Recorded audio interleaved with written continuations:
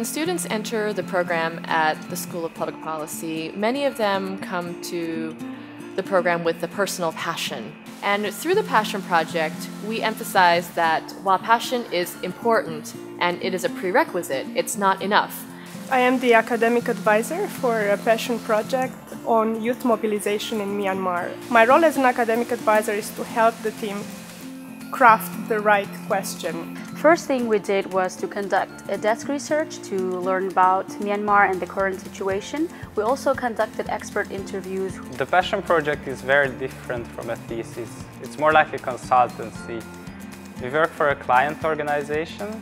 We conduct applied research, which means our findings will hopefully be used by the client, and we work in a team. I expected a lot from my team. I would say that I had exactly the same expectations that I would have for a PhD student who starts doing fieldwork, setting up a research question, figuring out the methodology and pursuing it into the field.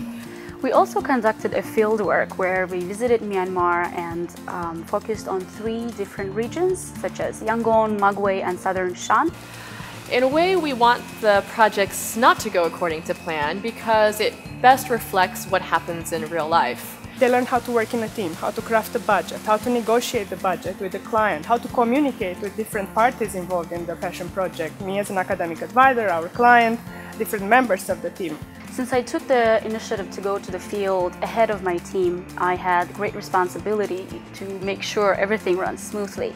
I was afraid that I wouldn't manage to find potential interviewees, that I wouldn't get a diverse set of respondents, and we wouldn't manage to interview them all in 2 weeks. So there is always a tension between wanting to deliver a quality product to the client that contributes to their work meaningfully, but at the same time, students have to be able to confront challenges and bumps and curves in the road. On the research side, they learn how to ask intelligent questions about the kind of work that they'll do in the future. How do I know what I know? How do I know about collecting the precise type of evidence that I want to use in order to craft policy? The Passion Project has actually helped me gain more understanding on how governments can be held accountable to their citizens and make them transparent. One of our key achievements was to convince both the client and the school to invest financially in our fieldwork. There have been moments of frustration. These are unavoidable in the early phase of the project. There have been moments of excitement when they were in the fieldwork and they were riding motorcycles and traveling to 3 different parts of Myanmar. So it had a little bit of everything, and I think that this should be essential to a Passion Project. The greatest takeaway for me as a person is the team dynamics. How do you work in a team where there is no hierarchy, where there is no one to give you orders and you're not in position to give orders yourself? The greatest lesson I learned from the Passion Project was the fact that we need to take risks and initiatives do pay off. As a young professional, you rarely get the chance to build a whole project from scratch.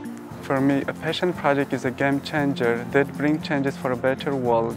For me, the Passion Project is about converting our diversity, skill and drive into meaningful social change. Passion Project means working with a world-known development organization. So the Passion Project to me is a bridge between theory and policy hands-on practice. It connects the dot between what we learn in class, but also with what works in the real world.